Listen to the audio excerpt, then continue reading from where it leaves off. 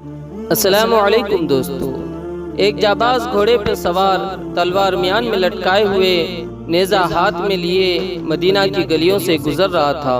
وہ ماضی کی یادوں کو آواز دیتے ہوئے ایک گھر کے قریب ٹھہر گیا، گویا اس کے کانوں نے لبیک کی صدا سن لی ہو۔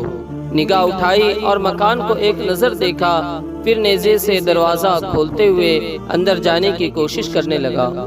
دروازہ کھلنے کی آہٹ پا کر ایک 27 سالہ نوجوان نے باہر آتے ہوئے کہا، دشمن خدا، تم ہمارے گھر پر حملہ کرنا چاہتے ہو؟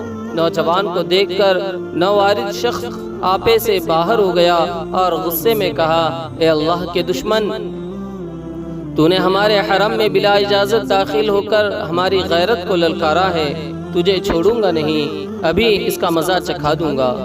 شور بلند ہوا اور دونوں ایک دوسرے پر ٹوٹ پڑے اور گتھم گتھا ہو گئے۔ آواز سن کر پڑوسی حیران ہو گئے۔ ان کی حیرانی اس وقت بڑھ گئی جب انہوں نے دیکھا کہ فقیہ مدینہ ایک نوجوان ایک نووارد شخص سے دست بگریباں ہیں۔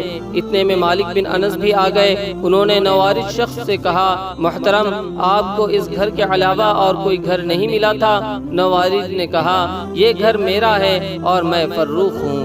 اتنا سننا تھا کہ نوجوان کی ماں گھر سے باہر آئی اور کہا، یہ میرے شوہر ہیں اور یہ آپ کا بیٹا ہے جسے آپ نے جہاد پر روانگی کے وقت میرے شکم میں بطور امانت چھوڑ رکھا تھا۔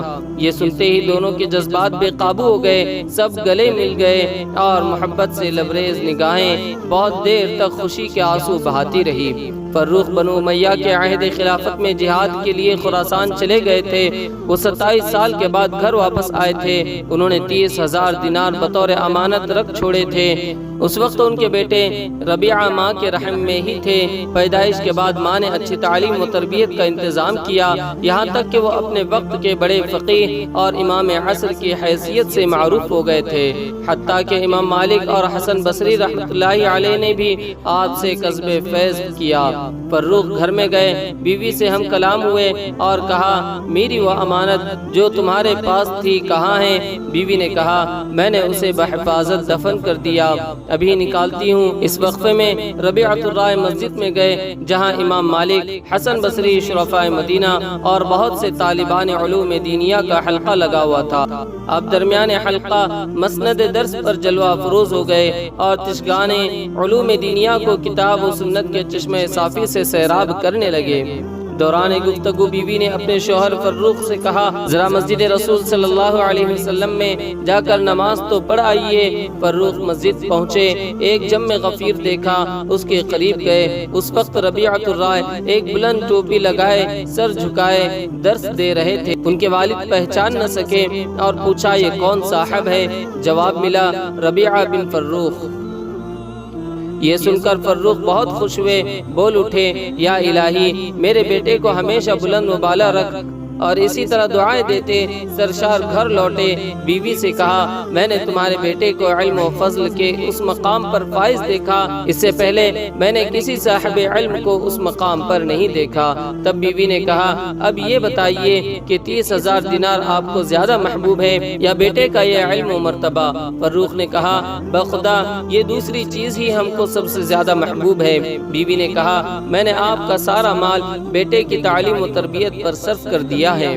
فروخ نے بے ساختہ فرمایا، اللہ کی قسم، تو نے میرا مال ضائع نہیں کیا۔ سامعین کرام، اس واقعے سے جہاں ہمیں یہ معلوم ہوتا ہے کہ ایک مسلمان غیور ہوتا ہے، وہیں تعلیم و تعلم کی فضیلت و اہمیت کھل کر ہمارے سامنے آ جاتی ہے، اور ساتھ ہی ساتھ اس بات کا درس بھی ملتا ہے کہ تربیت اولاد میں والدین کا بڑا حصہ ہوتا ہے۔ اگر انہوں نے اپنے اس فریضے کو بحسن و خوبی انجام نہ دیا تو انجام کار برا ہو سکتا ہے، لہٰذا ہمیں اپنی ذمہ داریوں کا احساس رہنا چاہیے تاکہ اس کی ادائیگی میں کوتاہی نہ ہو۔ دوستو، اگر آپ پہلی مرتبہ ہمارے چینل پر آئے ہیں تو ہمارے چینل کو سبسکرائب کیجئے، بیل آئیکن پریس کیجئے، اس ویڈیو کو لائک کیجئے اور اس ویڈیو کو اپنے دوستوں اور رشتہ داروں میں ضرور شیئر کیجئے۔ السلام علیکم ورحمۃ اللہ وبرکاتہ۔